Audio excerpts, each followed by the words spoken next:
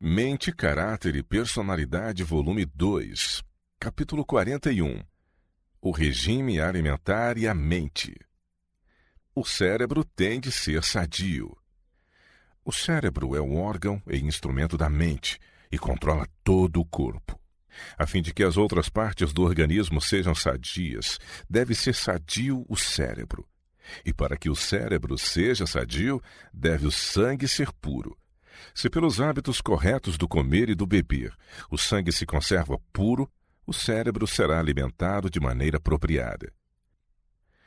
O cérebro suprido de vida e forças. O organismo humano é uma máquina maravilhosa, mas pode ser abusado. A transformação do alimento em sangue bom é um processo maravilhoso e todos os seres humanos deveriam bem compreender este assunto. Cada órgão do corpo colhe sua nutrição para conservar em ação suas diferentes partes.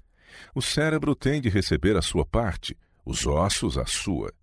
O grande construtor mestre está em atuação a todo momento, alimentando com vida e forças cada músculo e tecido, desde o cérebro até a ponta dos dedos das mãos e dos pés.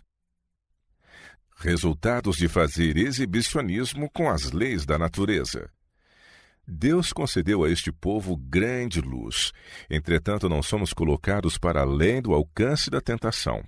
Um inválido, aparentemente muito consciencioso, todavia fanático e presumido, confessa abertamente seu desprezo das leis da saúde e vida, que a misericórdia divina nos levou a aceitar como um povo.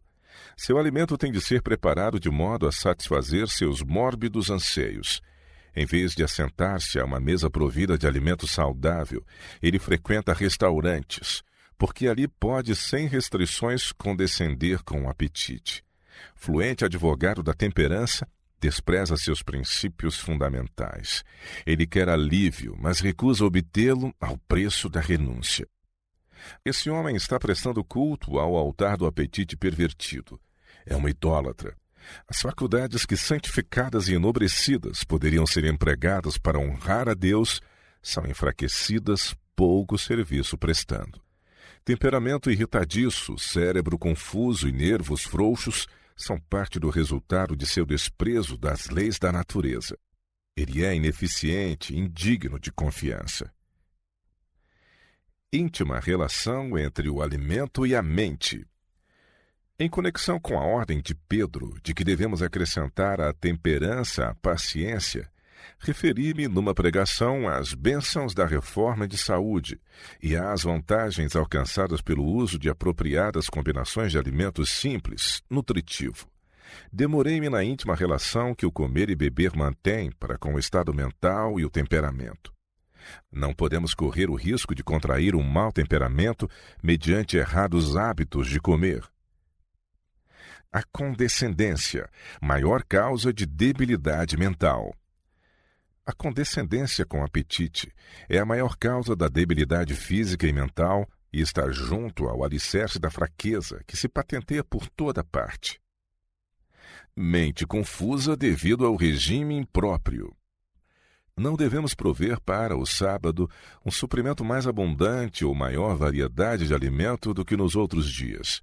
Ao contrário, o alimento deve ser mais simples, devendo-se comer menos, a fim de que a mente esteja clara e vigorosa para compreender as coisas espirituais.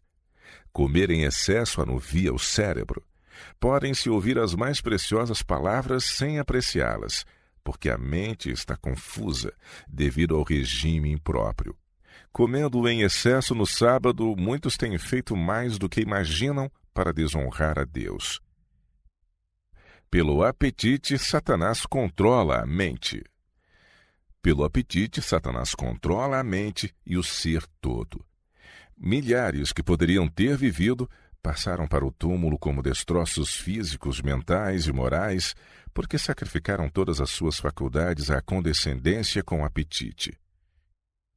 Os órgãos digestivos afetam a felicidade da vida. Os órgãos digestivos desempenham parte importante na felicidade de nossa vida. Deus nos deu inteligência para que pudéssemos saber o que usar como alimento. Não devemos nós, como homens e mulheres ajuizados, analisar se o que comemos é próprio ou irá causar-nos danos? Pessoas que têm azia possuem, em geral, má disposição. Tudo parece ser-lhes contrário, e eles são inclinados a tornar-se mal-humorados e irritáveis. Se deve haver paz entre nós, devemos dedicar mais atenção ao caso de ter estômago pacífico. O vigor mental depende do corpo. Conselhos a escritores e ministros.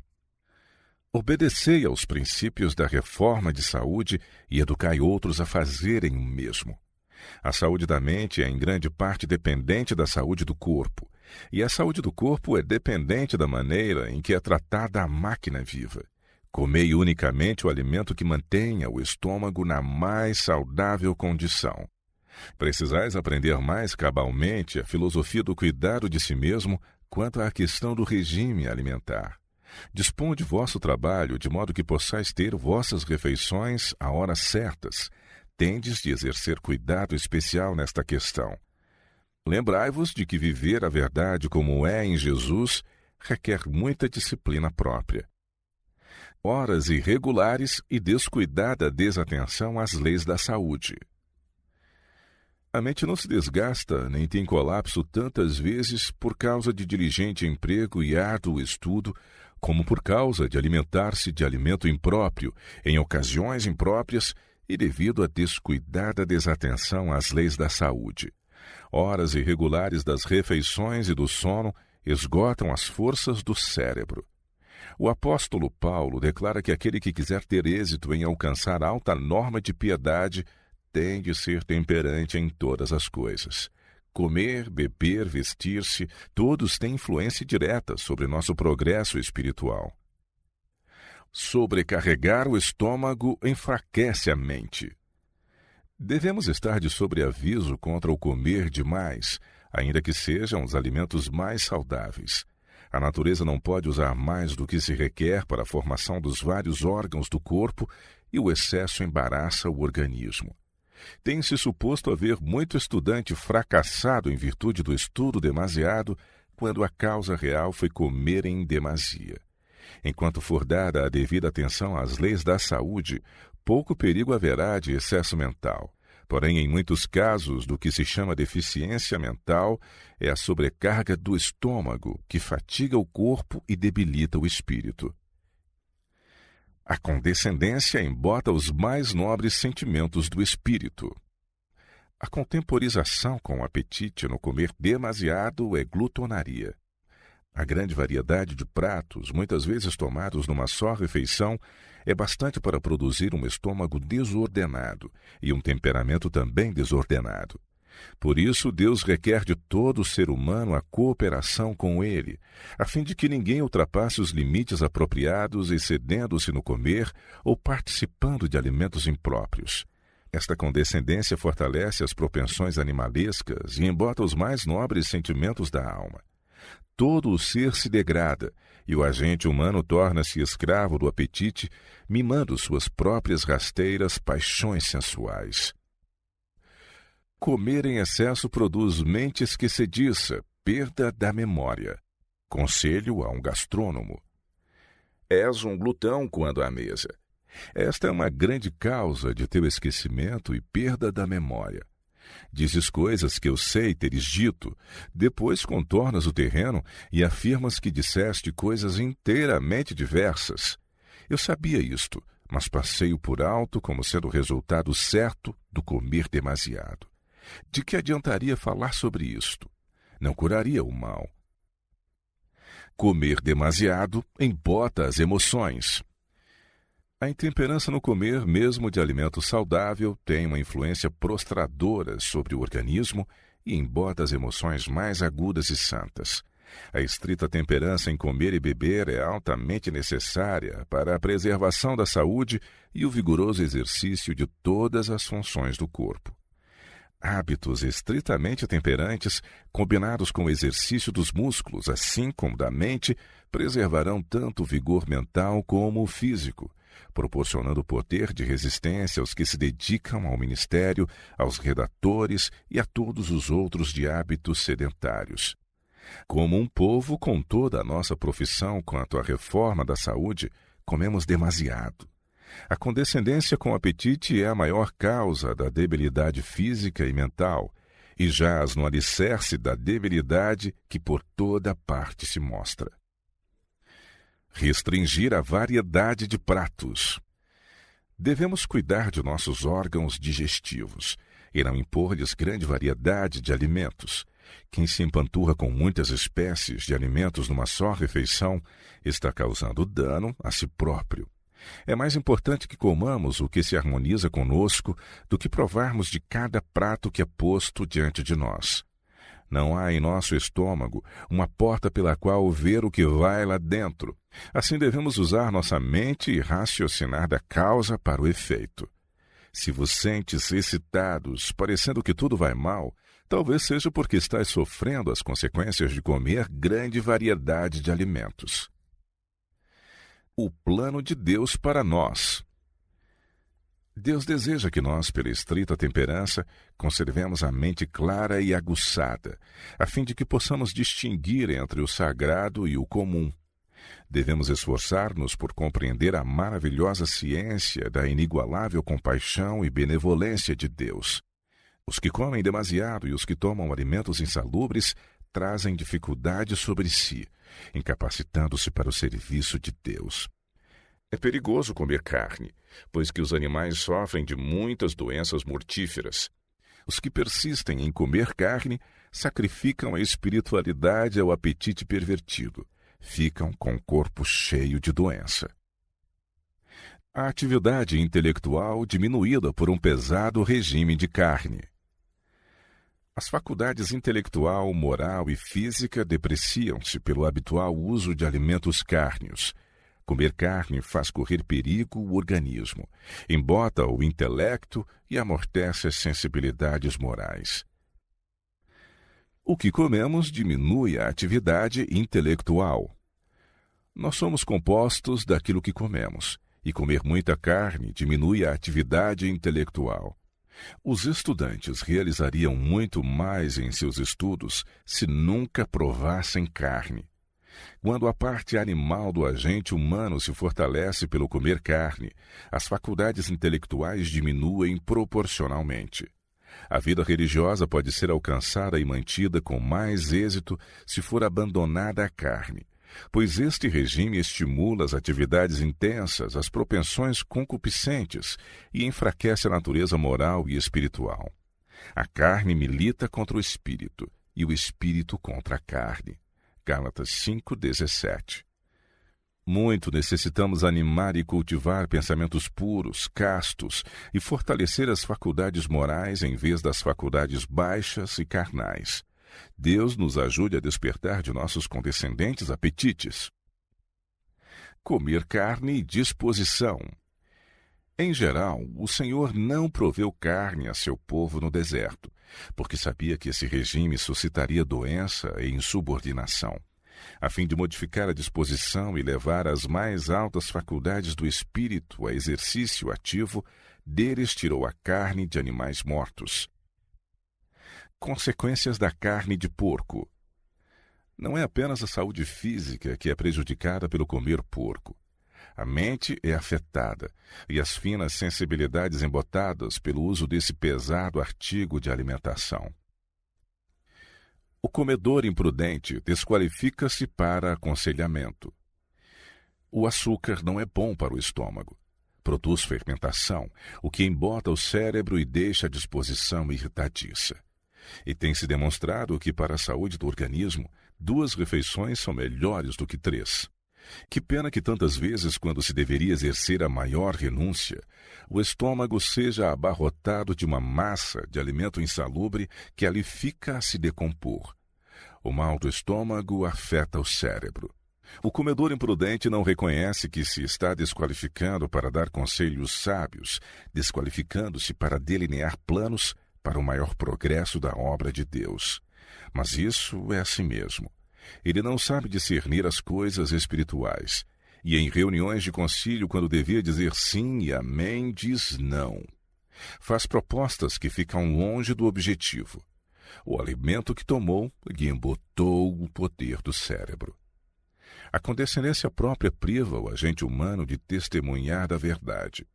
A gratidão que oferecemos a Deus por suas bênçãos é grandemente afetada pelo alimento posto no estômago. A condescendência com o apetite é causa das dissensões, lutas, discórdias e muitos outros males.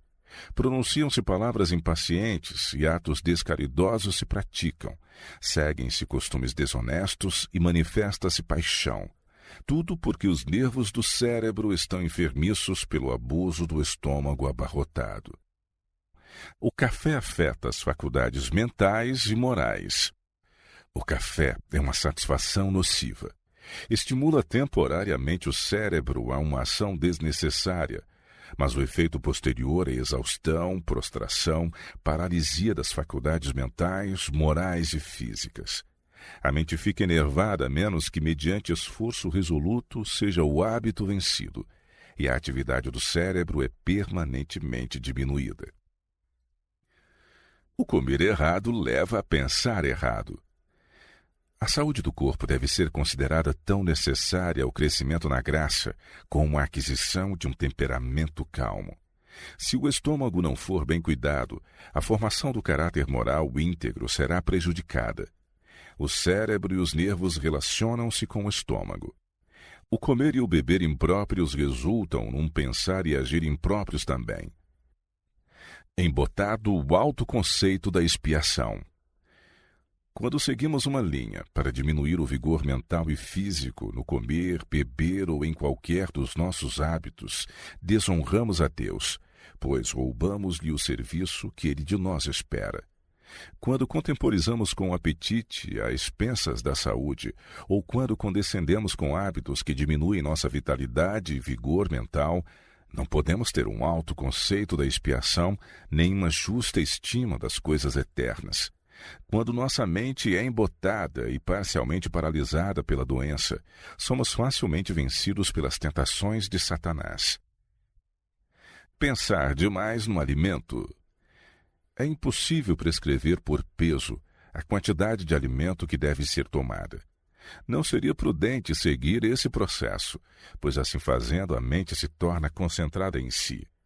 Aliás, o comer e beber torna-se por demais uma questão de pensamento. Os que não fazem do ventre um Deus resguardarão cuidadosamente o apetite. Usarão alimento simples, nutritivo. Comerão lentamente, mastigando cabalmente o alimento.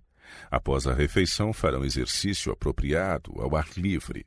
Esses não precisam nunca preocupar-se com medir quantidades precisas. Muitos há que têm assumido um pesado sentimento de responsabilidade quanto à quantidade e à qualidade do alimento melhor adaptado para nutrir o organismo. Alguns, especialmente entre os dispépticos, têm se preocupado tanto com o cardápio que não se alimentaram o suficiente para nutrir o organismo. Têm feito grande mal à casa em que habitam e tememos inutilizaram-se para esta vida. Comer segundo o melhor juízo e então ficar tranquilo. Aos que estão constantemente ansiosos de que seu alimento, embora simples e saudável, possa fazer-lhes mal. Estes, permitam-me dizer, não pensem que seu alimento lhes faça mal. Não pensem nele absolutamente. Comam segundo o seu melhor discernimento e, tendo pedido ao Senhor que abençoe o alimento a fim de que lhes fortaleça o corpo, creiam que Ele ouve sua oração e fiquem sossegados. Pessoas intemperantes não podem ser pacientes. Há fartas razões de existirem tantas mulheres nervosas no mundo, queixando-se de dispepsia com seu cortejo de males. A causa tem sido acompanhada dos efeitos. É impossível pessoas intemperantes serem pacientes. Precisam primeiro reformar os maus hábitos, aprender a viver saudavelmente e então não será difícil serem pacientes. Muitos parecem não compreender a relação que a mente mantém para com o corpo. Caso o organismo esteja perturbado por comida imprópria, o cérebro e os nervos são afetados, e pequenas coisas incomodam os que assim sofrem. Dificuldades insignificantes são para eles montanhas de aflição. As pessoas assim situadas são inaptas para criar devidamente seus filhos. Sua vida será assinalada por extremos, às vezes muito condescendentes, outras severas, censurando por ninharias que não merecem atenção. A dispepsia leva à irritabilidade. O estômago dispéptico sempre leva à irritabilidade. O estômago ácido leva a um temperamento azedo. Teu corpo tem de ser mantido em sujeição se queres fazer dele um templo adaptado para a habitação do Espírito Santo. Come com moderação, mesmo dos alimentos saudáveis. Faze exercício moderado e sentirás que tua vida é de alguma importância. Alimento insalubre estupidifica a consciência. Em matéria de reforma da saúde, nosso povo tem estado a regredir. Satanás vê que não pode ter tanto poder sobre as mentes quando o apetite é mantido sob controle, do que quando com ele se condescende, e está constantemente em atividade para levar os homens à contemporização. Sob a influência de alimento insalubre, a consciência se estupidifica. A mente se torna obtusa e desequilibra-se sua susceptibilidade às impressões. Verá e sentirá nosso povo o pecado de perverter o apetite? Não descartarão todas as condescendências prejudiciais, destinando os recursos assim poupados à disseminação da verdade? Uma definição de temperança no comer. Os princípios de temperança devem ser levados mais longe do que a mera abstenção de bebidas espirituosas. O uso de alimento estimulante e indigesto é muitas vezes tão ofensivo à saúde como aquelas que em muitos casos lançam as sementes da embriaguez. A verdadeira temperança nos ensina a dispensar inteiramente todas as coisas nocivas e usar judiciosamente aquilo que é saudável. Poucos há que se compenetram como deviam de quanto seus hábitos no regime alimentar têm que ver com sua saúde, seu caráter, sua utilidade neste mundo e seu destino eterno. O apetite deve estar sempre sob a sujeição das faculdades morais e intelectuais. O corpo deve ser o servo da mente, e não a mente a serva do corpo. Evitar os extremos. Os que entendem as leis da saúde e são governados por princípios fugirão dos extremos, tanto da condescendência como da restrição. Seu regime é escolhido não meramente para agradar ao apetite, mas para avigoramento do organismo. Procuram conservar todas as faculdades nas melhores condições para o mais elevado serviço a Deus e aos homens. O apetite acha-se sob o controle da razão e da consciência e são recompensados com a saúde física e mental. Conquanto não insistam de modo impertinente em seus pontos de vista para os outros, seu exemplo é um testemunho em favor dos princípios corretos. Estas pessoas exercem vasta influência para o bem.